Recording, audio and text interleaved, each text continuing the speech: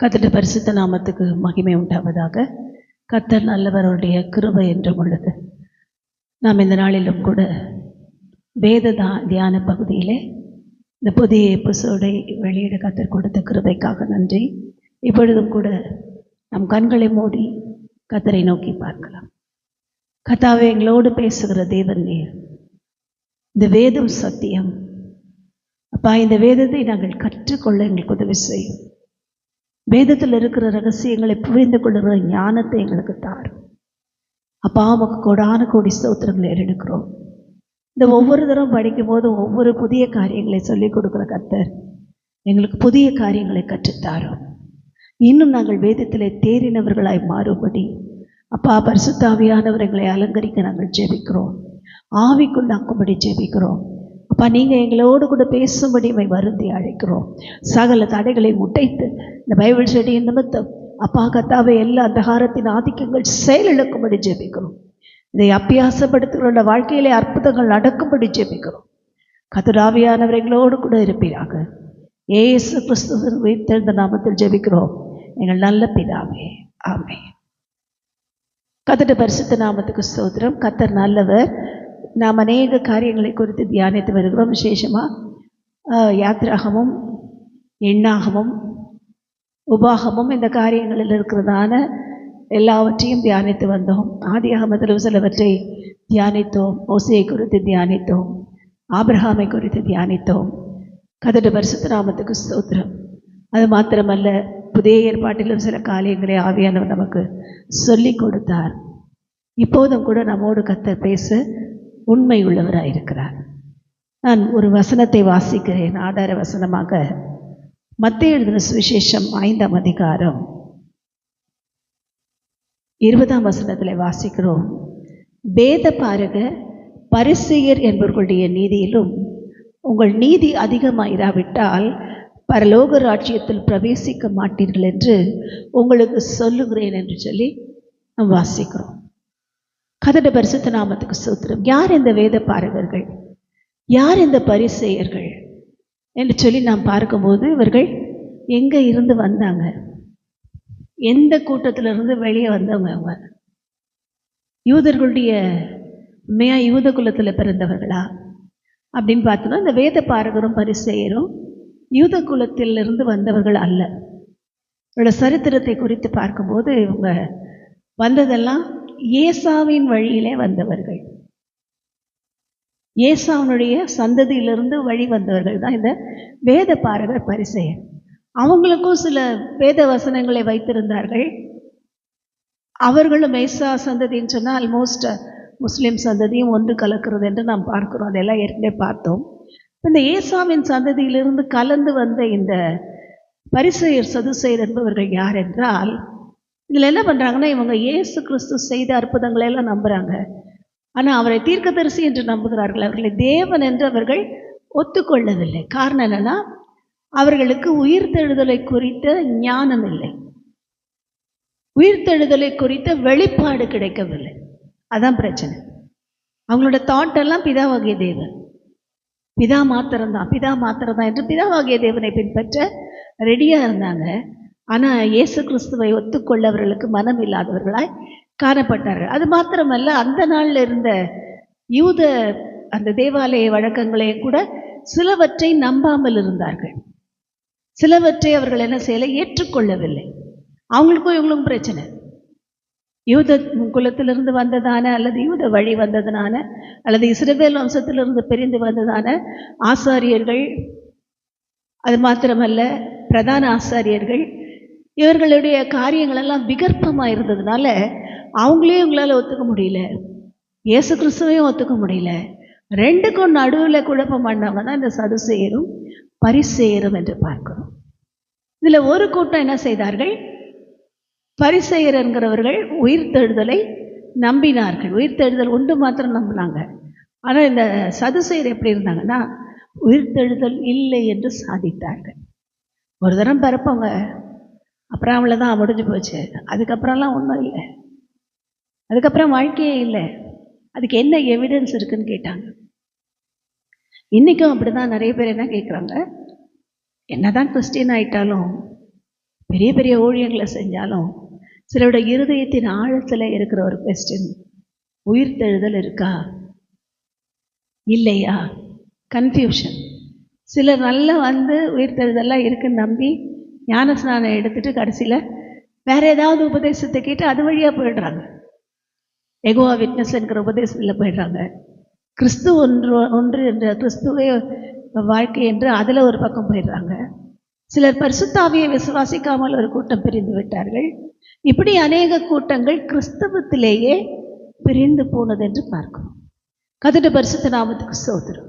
அப்போ இந்த நாளில் நாம் பார்க்க போகிற காரியம் என்னன்னா, நமக்கு தேவன் என்ன வைத்திருக்கிறார். இந்த சதுசேயர் பரிசேயரை குறித்து நாம் எப்படி இருக்க வேண்டும், எச்சரிக்கையாக இருக்க வேண்டும். அவர்களுடைய புளித்த மாவை குறித்து எச்சரிக்கையாக இருக்க வேண்டும் என்று ஆண்டவர் சொல்லுகிறார். புளித்த மாவு அப்படின்னு சொன்னாலே என்ன அர்த்தம்னா, அதில் கலப்படம் இருக்கிறது என்று அர்த்தம். துப்புரவு உண்மை என்ற புளிப்பில்லாத அப்பத்தோட பண்டிகையை ஆசரிக்க வேண்டும் என்று ஆவியானவர் என்ன செய்கிறார்? ஒரு பெரிய அறைகூவலை பவுல் மூலமாய் கொடுக்கிறார் நமக்கு. இதுவரைக்கும் வைத்த அந்த எல்லா உபதேசங்களும் எப்படி இருக்கு? அநேக உபதேசங்கள் கள்ள உபதேசமாக இருக்கிறது, புளிப்புள்ள உபதேசமாக இருக்கிறது. புளிப்புன்னா என்ன அர்த்தம்? புளிப்புன்னா என்ன அர்த்தம்னா, நல்லா இருக்கிற ஒரு பொருள் வேறு காரியமாய் மாறி வித்தியாசமாய் செயல்படுகிறது தான் புளிப்பு. நார்மலாக ஒரு அரிசி அரைக்கிறோம், அதில் புளிப்பு இருக்காது. அதில் கொஞ்சம் உளுந்த மாவை போட்டு உப்பை போட்டு நல்லா கரைச்சதுக்கப்புறம் என்ன ஆகிடும்? முதல் நாள் வச்சுருந்தா நல்லாயிருக்கும், அடுத்த நாள் அது பொங்கி புளித்து போகும். ஆனால் டேஸ்ட் எதில் தான் இருக்குது? புளித்த அந்த இட்லியில் தான் இருக்குது. புளிப்பு இல்லாத அப்பத்தில் இல்லைன்னு நாம் நினைக்கிறோம். அது இது வெறும் சாப்பாட்டுக்கு. ஆனால் ஆவிக்குரிய வாழ்க்கையில் இது ஒத்து வராது. துப்புரவு உண்மை இல்லைனாலே அது புளிப்பு. இந்த கலப்படத்தில் என்னெல்லாம் வருது? அந்த பொங்குகிறதற்கு என்னெல்லாம் வருது? சில பாக்டீரியாஸ் ஒர்க் பண்ணுது, சில வைரஸ் ஒர்க் பண்ணுது, அதில் சில கெமிக்கல் ரியாக்ஷன் ஏற்படுது. அதுபோல் ஆவிக்குரிய வாழ்க்கையில் நிறைய கெமிக்கல் ரியாக்ஷன், நிறைய புளிப்பு. கர்த்தருடைய பரிசுத்த நாமத்துக்கு ஸ்தோத்திரம். இவர்கள் எகோவா விட்னஸ்லேயும் இல்லை, இருந்தாலும் பரவாயில்ல. இவர்கள் கிறிஸ்துவை சார்ந்தவர்கள் என்றும் சொல்லலை, பரிசுத்த ஆவியை நம்பாத கூட்டம்னு சொல்லலை. இப்படி இல்லாமல் இருந்துட்டு இதுலேயும் இல்லாமல் அதுலேயும் இல்லாமல் ஆவிக்குரிய வாழ்க்கை வாழுகிற ஊழியர்களும் கூட இன்றைக்கி என்ன செய்கிறார்கள்? சில காரியங்களில் அட்ஜஸ்ட் பண்ணி போயிருங்க சிஸ்டர். என்ன பண்ணுங்க? ஊழியத்தில் நம்ம ரொம்ப ஸ்ட்ரிக்டாக பேசணுன்னா என்ன சொல்லுவாங்க? கொஞ்சம் அட்ஜஸ்ட் பண்ணிக்கோங்க. சபைக்கு வரவங்களெல்லாம் இப்படிலாம் பேசினா சபைக்கு வரமாட்டாங்க. அதுதான் புளிப்பு. அது வருதே ஒன்று, அந்த ஒன்று தான் புளிப்பு. சபையில் ஒன்று ஒழுங்கினமா சபையை கெடுத்து கொண்டு இதுக்குன்னே வருவாங்க. இருக்கிறவங்களெல்லாம் எழுப்பிட்டு இவங்க உட்காருவாங்க. இந்த ஆட்கள் இவங்க தான் பெரிய ஆள் மாதிரி காமிக்கணுன்றதுக்காக, நான் பழைய விசுவாசிங்க, அதான் பழைய மாறு, பழைய விசுவாசி நான் தான் ஃபஸ்ட்டு முன்னாடி உட்காரும். அதுக்கு வசனம் கேட்டால் ஒன்றும் தெரியாது, பைபிள் கேட்டால் தெரியாது, ஞானம் இருக்கான்னா இருக்காது. ஆனால் நான் பழைய விசுவாசி. பாஸ்டர் அந்த பழைய விசுவாசி நிறைய காணிக்க கொடுத்தா அவங்க தான் கரெக்ட் அப்படின்வாங்க. அவங்கள அட்ஜஸ்ட் பண்ணிக்கோங்க. அவங்க சபைக்காக உதவி செய்கிறாங்க, அட்ஜஸ்ட் பண்ணிக்கோங்க. இதுதான் இன்னைக்கு என்ன பண்ணுது? சபைக்குள்ளே ஒரு புளிப்புள்ள ஒரு காரியத்தை ஏற்படுத்தி கொண்டிருக்கு. துப்புரவையும் உண்மையும் கெடுத்து கொண்டிருக்கிறதே இந்த ஆத்மா தான். நாம தான் ஜாக்கிரதையாக இருக்கணும். விசேஷமாக ஊழியர்கள் ஜாக்கிரதையாக இருக்கணும். இவங்க நமக்கு சப்போர்ட் பண்ணுறாங்க, காணிக்கை கொடுக்குறாங்கன்னு அவங்கள ரொம்ப நம்பி அவங்களுக்கு ரொம்ப முக்கியத்துவம் கொடுத்தீங்கன்னா ஒரு நாள் நம்மளை பற்றியே தப்பாக பேசிட்டு போவாங்க. என்ன பண்ணுவாங்க? நம்மளை பற்றியே தப்பாக பேசுவாங்க. அதனால தான் இங்கே ஆண்டவர் சொல்லுகிறார், பரிசேயர் சதுசேயருடைய நீதியிலும். அப்படின்னா என்ன அர்த்தம்னா, பரிசேயர் சதுசேயர் இடத்துல சில நீதி இருந்தது, அதை தேவன் பார்த்தார். அவங்களுக்கும் நீதி இருந்தது, அவங்களுக்கு ஒரு வைராக்கியம் இருந்தது. அந்த நீதியிலும் நீங்க நிறைய நீதி செய்யலைன்னா பரலோக ராஜ்யத்துக்கு வரமாட்டீங்கன்ட்டு. கர்த்தருடைய பரிசுத்த நாமத்துக்கு ஸ்தோத்திரம். அப்ப நாம என்ன பண்ணணும்? அவங்க நீதியிலும் அதிக நீதி செய்ய வேண்டும். வேதத்தில் வாசிக்கிறோம் இல்லையா? நம்ம இல்லாமல் இவர்கள் பூரணராகாதபடிக்கு நமக்காக விசேஷித்தமான ஒன்றை தேவன் நியமித்தார் என்று வாசிக்கிறோம். எபிரேயருக்கு எழுதின நிருபம் 11ஆம் அதிகாரத்தின் கடைசி பகுதிகளில் வாசிக்கிறோம். நம்ம எல்லாம் அவங்க பூர்ணராக முடியாது. நம்ம போகணும். நம்ம போனால் தான் அங்கே பெர்ஃபெக்ஷன் உண்டாகும். நம்ம போனால் தான் பூரணம் உண்டாகும். அதனால தான் என்ன செய்கிறார் தேவன் இன்றைக்கும் வெயிட் பண்ணிட்டு இருக்கார். தாமதிக்கிறார் என்று அநேகர் சொல்லுகிறபடி தேவன் தம்முடைய வாக்குத்தத்தத்தை குறித்து தாமதமாயிராமல் ஒருவனும் கெட்டு போகாமல் நித்திய ஜீவனை அடையும்படி அவர் என்ன செய்கிறாரு, காத்துக்கிட்டார், வெயிட் பண்ணிட்டு இருக்கார். ஆனால் இன்னும் ரொம்ப நாள் வெயிட் பண்ணுவாரான்னா இல்லை, வாசல் அருகே வந்து விட்டார், என்னைக்கு வருவாருன்னு தெரியாது. கதட்டு பரிசுத்த நாமத்துக்கு ஸ்தோத்திரம். அப்போ அவரோட வருகையிலே நாம் போக வேண்டும் என்றால் நாம் என்ன பண்ணோம், காம்ப்ரமைஸை ஃபஸ்ட்டு விட்டுறோம். அது பரிசேயர் சதுசேயருடைய நீதியிலும் கொஞ்சம் கம்மி தானே. அவங்க யாருக்கும் காம்ப்ரமைஸ் பண்ணல. பிரதான ஆசிரியர்களும் பெரிய ஆட்கள், அந்த காலத்து ரவுடி மாதிரி இருந்தாங்க. அந்த காலத்தில் அவங்க வச்சது தான் சட்டம். இன்றைக்கி எத்தனை சாமியார் ஒரு நாட்டுடைய தலையெழுத்தை எழுதுகிறாங்க. நான் சொல்கிறது தான் நீ செய்யணும்னு சொல்லி அவங்களுக்கு பொய் சொல்லி அதிகாரிகளை, ராஜாக்களை திசை திருப்புகிற சாமியார்கள் இருக்கிற ஊரில் தான் வாழ்கிறோம். நம்ம எங்கேயோ இல்லை. எத்தனை சாமியார் நீ இப்படி பண்ணால் தான் உனக்கு அடுத்த பதவி கிடைக்கும். அப்படி போல் அன்றைக்கி பரிசேயர் சதுசேயர் பிரதான ஆசாரியர்கள் அந்த நாள் ராஜாக்களை நியமிக்கிறவர்களாக இருந்தார்கள். இவங்க தான் நியமிக்கணும். ஒருத்தர் ஏற்படுத்துகிறாங்கன்னா பிலாத்து உட்காரணுன்னா அங்கே போய் யார் இருக்கணும், பிரதான ஆசாரியர்கள் கூட்டம் ஒத்துக்கணும். அந்த குரூப், அந்த சங்கம், அவங்களுக்கு ஒரு சங்கம்லாம் இருக்குது வேறு. இப்போ தான் சங்கம்னு பார்க்குறோம். ஆனால் அன்றைக்கே வச்சுருந்தாங்க எல்லா சங்கமும். இன்றைக்கி தான் அரசியல் உண்டுன்னு பார்க்குறோம். அன்றைக்கி அரசியல் இருந்தது. எல்லா பாலிட்டிக்ஸும் பூமியிலே எப்பயோ வந்துருச்சு. ஊழியம் செய்கிற அப்போஸ்தலர்கள் காலத்திலும் பாலிட்டிக்ஸ் இருந்தது. ஊழியர்களுக்குள்ளேயே அவர்களை பின்பற்றினவர்களுக்குள்ளே பாலிட்டிக்ஸ் வந்துருச்சு. எப்படி, நான் பவுலை சேர்ந்தவன் என்றும் நான் அப்பல்லோவை சேர்ந்தவன் என்றும் அங்கே ஒரு பாலிட்டிக்ஸ். எனக்கு இவர் தான் பேசினார், இவர் சொல்லி தான் நான் ரசிக்கப்பேன், நான் அதனால் பவுலை தான் பின்பற்றுவேன். இன்னொருத்தர் இல்லை நான் கேபாவை சேர்ந்து, கேபானா பேதுரு, நான் அவருக்கு தான் பின்பற்றுவேங்க, அவர் உபதேசம் தான் எனக்கு முக்கியம், அவர் சொல்லி கொடுக்குறத தான் நான் கேட்பேன், அவர் சொல்லனா நான் செய்ய மாட்டேன் என்று சொல்லி ஊழியர்களை பின்பற்றின ஒரு கூட்டம் இருந்தது. அதுக்கு தான் பவுல் சொல்லுகிறார், பவுலா உங்களுக்காக சிலுவையில் அறையப்பட்டார், பேதுருவா உங்களுக்காக கசையடி வாங்கினார்.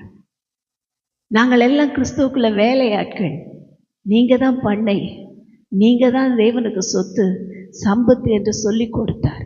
உடனே நான் பவுலை சேர்ந்தோன்னா ஒரு கூட்டத்தை கூப்பிட்டு வா, என் பின்னாடி வா, நீ பெருசா நான் பெருசா பார்க்கலான்னு அவர் பல பரீட்சையெல்லாம் வைக்கல. அப்படியெல்லாம் அவர் எதையும் செய்யலை. இல்லைன்னா பேதுரு நீ கேபாவை சேர்ந்தானா வா, என் பின்னாடி வா, நீ பவுல்கிட்டே போகக்கூடாதுன்னு ஒரு பிரிவினை உண்டாக்கலை. அவங்க என்ன செய்தார்கள், கிறிஸ்துவுக்குள் ஒன்றாக இருந்தார்கள். என்ன பண்ணாலும் நாங்கள் கிறிஸ்துவினுடையவர்கள், நாங்கள் கிறிஸ்துவின் உபதேசத்தை பிரசங்கிக்கிறவர்கள் என்று சொல்லி ஒருவரை ஒருவர் ஏற்றுக்கொண்டார்கள். இப்போ இன்றைக்கு நாம் செய்ய வேண்டியது என்னென்னா, நான் இந்த ஊழியக்காரரை சேர்ந்தவர், நாங்கள் அந்த சபையை சேர்ந்தவங்க, அவர் சொன்னால் தாங்க கேட்போம், இங்கெல்லாம் யார் சொல்கிறதையும் நாங்கள் கேட்க மாட்டோம் என்று குழப்பம் அடையாதபடி பரிசேயர் சதுசேயருடைய நீதியிலும் நம்முடைய நீதி அதிகமாக மாறணும். இப்போ முதல்ல துப்புரவு உண்மைங்கிறது நம்முடைய ஆராதனையில் நம்ம வாழ்க்கையில் இருக்கணும். அதுதான் பரிசேயருடைய நீதியிலும் அதிகமான நீதி. ரெண்டாவது, பாலிட்டிக்ஸ் பண்ணுற மத்தியில் நாம் என்ன பண்ணோம், தேவனை மகிமைப்படுத்தி தேவனுக்கு பின் செல்ல வேண்டும். எந்த ஊழியக்காரனையும் ஹீரோவாக்காதீங்க, எந்த ஊழியக்காரனையும் ஊழியக்காரியையும் ஹீரோயினா வர்ஷிப் பண்ணாதீங்க. அது தேவன் அருவருக்கிறார். அவங்க யாரும் இங்கே ஹீரோ கிடையாது, அவங்களாம் ஜீரோ தான். ஏன்னா பவுலே சொல்கிறார், நான் ஒன்றும் இல்லை, அத்தனை பாடுபட்டு இரத்தத்தினை நன்மை பெற்ற யோபு சொல்லுகிறார், நான் நமக்கு முன்பாக ஒன்றும் இல்லை, ஐ எம் ஜீரோன்னு சொன்னவனை தான் கர்த்தர் யோபுவை ஆசீர்வதித்தார். அப்படி இருக்கும்போது நாம் என்ன செய்யணும், ஊழியர்களும் தங்களை தாழ்த்தி தங்களை மறைச்சிடும். அதுதான் ஊழியர். நம்மையே பிரசங்கம் பண்ணுகிறதற்காக தேவன் அழைக்கல. நம்மளை பிரசங்கம் பண்ணோன்னா இந்த பாலிட்டிக்ஸ் எல்லாம் வரும். நான் அடிக்கடி சொல்லுகிற ஒரு சாட்சி என்னன்னா, ஒரு பெரிய மீட்டிங் நடத்தப்பட்டது. தினம் ஒரு பிரசங்கிமார் வந்து பிரசங்கம் பண்ண 3 நாள் கன்வென்ஷன். முதல் நாள் ஒரு பிரசங்கி வந்தார், பிரசங்கம் பண்ணார். கர்த்தர் பெரிய காரியங்களை செய்தார், என்னை கொண்டு அற்புதங்களை செய்தார், அதிசயங்களை செய்தார், இதை பண்ணார் அதை பண்ணார்னு ஒரே தீர்க்க தரிசனமோ அதோ ஏதோ சொல்லி அவரை பிரசங்கம் பண்ணார்.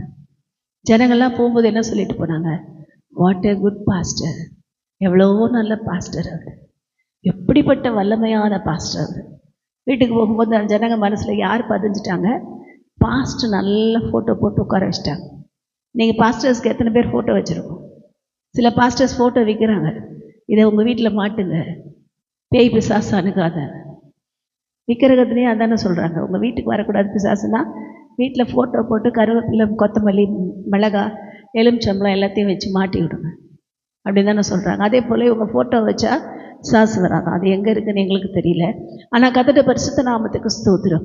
என்ன செய்கிறாங்க, அவங்களையே பிரசங்கிக்கிற ஊழியர்கள் ஒரு பக்கம்.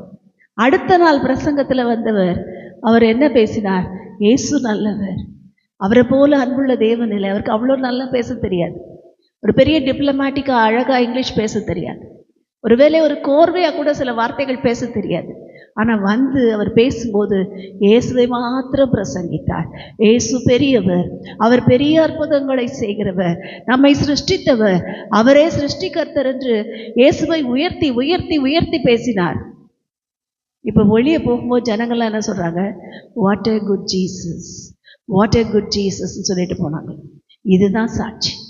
இன்றைக்கி பிரசங்கம் பண்ணுறவங்களுக்கு கடவுள் ஆக்குனீங்கன்னா அன்னைக்கோட துப்புரவும் போச்சு, உண்மையும் போச்சுன்னு அர்த்தம்.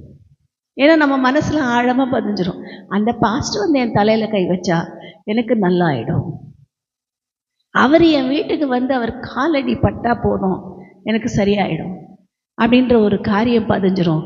ஆனால் இயேசு வந்தாரானா இல்லையானா தெரியாது. உங்கள் வீட்டுக்கு இயேசு வந்தாராங்க தெரியாது, அவரை பற்றி கவலைப்பட மாட்டோம். அவர் என்ன, இவர் தான் நமக்கு எல்லாம். கர்த்தருடைய பரிசுத்த நாமத்துக்கு ஸ்தோத்திரம். இன்றைக்கு உலகம் இப்படி தான் போய்கிட்டு இருக்கு. அநேக ஊழியர்கள் அப்படி தான் பிரசங்கம் பண்ணிக்கிட்டு இருக்காங்க. அது அவர்களோட வருமானத்திற்காக, வயிற்றுக்காக ஊழியம் செய்கிற ஒரு கூட்டம். அவர்களோட தேவனே இயேசு கிடையாது, அவர்களோட தேவன் வயிறு என்று எழுதப்பட்டிருக்கிறது ரோமருக்கு எழுதின நிருபத்தில். அவர்களை குறித்து அத்தனை ஆதங்கமாய் தேவாவியானவர் எழுதுகிறார். அவங்களுக்கு தேவன் இயேசு இல்லை, அவங்களோட தேவனே வயிறு தான்.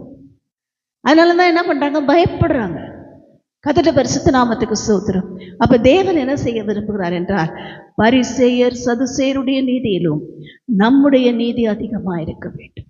கர்த்தருடைய பரிசுத்த நாமத்துக்கு ஸ்தோத்திரம். அப்போ இன்றைக்கு பிரசங்கிமாராக இருந்தாலும் சரி, ஒருவேளை எந்த பிரசங்கிமார் கேட்டாலும் சரி, அவங்களுக்கு ஆனாலும் சரி, ஒருவேளை இந்த சத்தத்தை கேட்குற மற்றவர்களாக இருந்தாலும், விசுவாசிகளாக இருந்தாலும் சரி, ஒன்று ஞாபகம் வச்சுக்கோங்க, நான் அல்ல, நான் அல்ல. நான் என்ன பண்ணப்பட்டேன், சிலுவையில் அறையப்பட்டேன். இனி நான் அல்ல, கிறிஸ்துவுக்குள் சிலுவையில் அறையப்பட்டேன். பிழைத்திருக்கிறது நான் அல்ல, எனக்குள் வாழும் இயேசுவே. இந்த வாழ்க்கைக்கு நாம் ஒப்பு கொடுத்தோன்னா தேவன் நம்மை அபரிமிதமாய் ஆசீர்வதிக்க அவர் உண்மையுள்ளவராக இருக்கிறார். கர்த்தருடைய பரிசுத்த நாமத்துக்கு ஸ்தோத்திரம். அது மாத்திரமல்ல, கர்த்தருடைய பிள்ளைகள் பரிசேயர் சதுசேயருடைய நீதியிலும் அதிக நீதி இருக்க வேண்டும் என்று சொல்ல காரணம் என்னன்னா, இந்த பரிசேயரும் சதுசேயரும் தங்களோட கூட்டத்தில் ஒரு கூட்டத்தை சேர்க்கும்படி பணம் கொடுப்பார்களாம். அவங்களுக்கு நன்மைகளெல்லாம் கொடுப்பாங்களாம். என் கூட்டத்துக்கு வந்துரு, என்னோட குரூப்பில் வந்து சேர்ந்துருவா அப்படின்னு சொல்லி அதோடைய தலைவர்கள் பணத்தாலேயாவது இந்த ஆத்துமாக்களை சம்பாதித்து சரியான வழியில் நடத்துகிறதாய் நினைத்து ஒரு பெரிய கூட்டத்தை சேர்ப்பாங்களாம். அவங்க பின்னாடியும் ஒரு கூட்டம் போனாங்க, அவங்களுக்கு உதவி செய்வார்களாம்.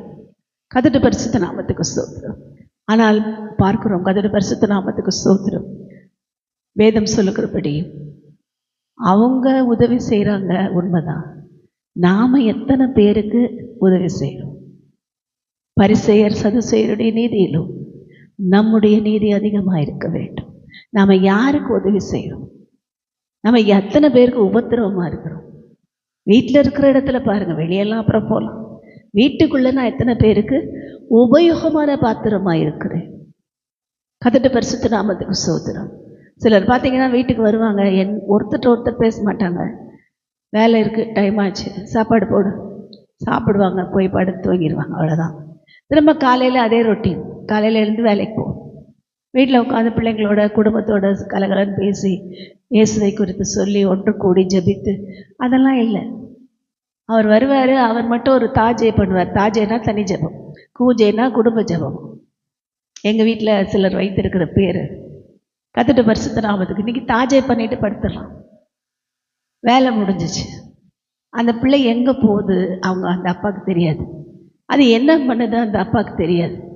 வருவார், சம்பாதிக்கிறல்ல உங்ககிட்ட கொடுத்துட்ற ஒய்ஃப் கிட்ட கொடுப்பாரு, அவர் போயிடுவார். இந்த அம்மா என்ன பண்ணும், காலையிலேருந்து வேலை செய்யும், வீட்டு வேலை, காலையில் டிஃபன் என்ன, சாப்பாடு என்ன, எல்லாம் செய்யும். இந்த பிள்ளைங்க எங்கே போகிறாங்க, எங்கே வராங்க, என்ன படிக்கிறாங்க, அவங்களோட சுச்சுவேஷன் எப்படி இருக்குது, போகிற ஃப்ரெண்ட்ஸ் நல்ல ஃப்ரெண்ட்ஸா, அவங்க இருக்கிற இடம் ஒழுங்காக இருக்கா, எதையும் பார்க்க மாட்டாங்க. அவங்களும் அப்படியே போயிட்டு அப்படியே வருவாங்க. இந்த பிள்ளைங்களும் அப்பா அம்மா கூட இருக்கணும், பேசுனதில் they are giving money, I am so jolly, முடிஞ்சு போச்சு. அவங்களும் என்ன பண்ணுவாங்க, ஃப்ரெண்ட்ஸோடு சேர்ந்தாங்க, ரவுண்ட்ஸ், இந்த ஃப்ரெண்டோடு இன்றைக்கி போகிறேன், அந்த ஃப்ரெண்டோட அங்கே என்ன சொல்லிட்டு போவாங்க, ஸ்பெஷல் கிளாஸ் இருக்குது போகிறேன், இந்த கிளாஸ் இருக்கும். ஆனால் நாம் கவனிக்க வேண்டியவர்கள், ஏன்னா நம்மக்கிட்ட தான் கர்த்தர் குடும்பத்தை குறித்து கணக்கு கேட்பார். என் பிள்ளை வெளியே போகுதுன்னா அது எங்கே போகுதுன்னு எனக்கு தெரியணும், எப்போ வரும்னு எனக்கு தெரியணும். அதுதான் தேவன் விரும்புகிறார். நாளைக்கு அந்த பிள்ளையுடைய வாழ்க்கை மாறும்போது நாம் கதறுகிறதை விட இயேசுவை அது வளரும்போதே சொல்லி கொடுக்கறதுக்கு காலையில் படிக்க வைங்க, ஜெபம் பண்ணுங்க. ஒரு எழுத்தாகிலும் ஒரு எழுத்தின் உறுப்பாகிலும் அவமாய் போகிறது சொன்ன கர்த்தர் வேதத்தை படிக்கிற பிள்ளைகளோட வாழ்க்கையை ஆசீர்வதிப்பார். நம்ம கூடவே இல்லைனாலும் அந்த பிள்ளை தவறான பாதையில் போனாலும் இந்த வேதம் அந்த பிள்ளையை மாற்றும். இந்த வசனம் ஒரு நாள் இல்லை ஒரு நாள் சம்மட்டியில் அடித்தது மாதிரி இருக்கும். அதுதான் பாடணும். வசனம் என்னது, வல்ல சம்மட்டி. அந்த வல்ல சம்மட்டி ஒரு அடி அடிக்கும், அடித்த உடனே அப்பா பிள்ளை அப்போ தான் எந்திரிக்கும். இது வரைக்கும் நல்லா தூங்கிட்டு இருந்தது, இப்போ தான் எந்திரிக்கும். அது எந்திரிச்சு அப்பா இந்த வேத வசனம் என்னால் தாங்க முடியல, மனம் திரும்பி வரும். நாம் என்ன பண்ணக்கூடாது, நம்ம வேலைகளையே பார்த்து பார்த்து முழுகி போகாமல், ஒருவேளை பாஸ்டர்ஸ் கூட இந்த தப்பு பண்ணுறாங்க, வீட்டில் இருக்கிற பாஸ்டர் ஒய்ஃப் கூட இந்த தப்பு பண்ணுறாங்க. பிள்ளைகளோட வாழ்க்கையை குறித்து கவனமற்று இருப்போமானால் அந்த பிள்ளைகளோட வாழ்க்கை மாறுபடும் போது நம்ம சாட்சியும் போயிடும், தேவனுடைய சாட்சியும் போயிடும், மனுஷங்களோட சாட்சியும் போயிடும். அதனால தான் யோசுவா அடிக்கடி யோசுவாவோட வாழ்க்கையை சொல்லுவேன். பிஸியாக தான் இருந்தார், ஊழியம் தான் செஞ்சார், வசனங்களை தான் ஜனங்களுக்கு சொல்லி கொடுத்தார். ஆனால் ஒன்று, என் குடும்பத்தையும் நான் பார்த்துக்கேன், அதுலேயும் கரெக்டாக இருந்தார். அதனால தான் கடைசி முழக்கமாய் சொல்லுகிறார், நானும் என் வீட்டாருமோ வென்றால் கர்த்தரையே சேவிப்போம். கர்த்தருடைய பரிசுத்த நாமத்துக்கு ஸ்தோத்திரம். அப்போ என்ன பண்ணும், முதல்ல வேத பாரகருடைய பரிசேயருடைய நீதியிலும் என்னுடைய நீதி என் குடும்பத்தில் அதிகமாக இருக்கும். நம்ம ஏதாவது தப்பு பண்ணிட்டு பிள்ளைங்களுக்கு அட்வைஸ் பண்ணால் கேட்கவே கேட்காது, இப்போ இருக்க பிள்ளைங்களாம் பயங்கரமாக இருக்காங்க அழிவில். நம்ம ஒன்று சொன்னால் அதை ரெண்டு கேட்கும்.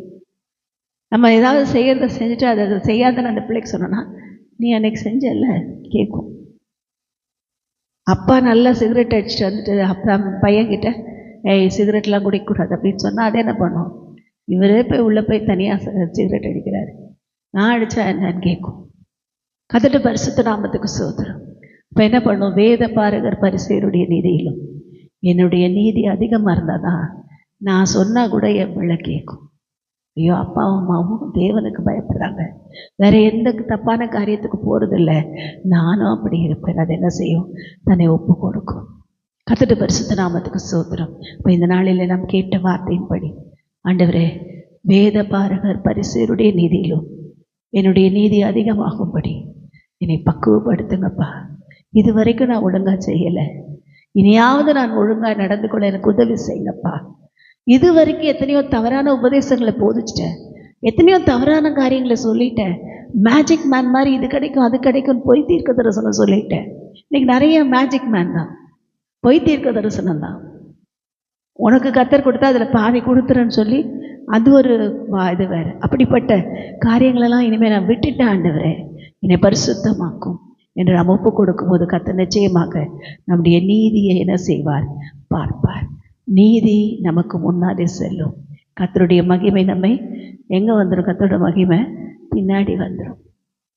பார்வோன் சேனை துரத்தும் போது தேவன் பின்னாடி இருந்து யுத்தம் செய்கிறார். இஸ்ரவேல் ஜனங்களை முன்னாடி அனுப்பிட்டார், தேவனுடைய பிள்ளைகள் முன்னாடி போகிறாங்க, கர்த்தருடைய மகிமை பின்னாடி நின்று பார்வோனோடும் அவருடைய சர்வ சேனைகளோடும் யுத்தம் பண்ணி அவர்களுக்கு ஜெயம் கொடுத்தது போல இன்றைக்கு நம்மை தொடர்கிற எல்லா பார்வோனுடைய கூட்டத்தின் மத்தியிலும் நம்மையும் நம் பிள்ளைகளையும் நம் குடும்பத்தையும் விடுதலையாக்கி ஜெயம் கொடுக்க நம்முடைய தேவன் வல்லவராயிருக்கிறார். அதனால் நம்மை அர்ப்பணிப்போம். கர்த்தருக்கு எல்லா மகிமையும் எல்லா துதியும் உண்டாவதாக. ஆமென்.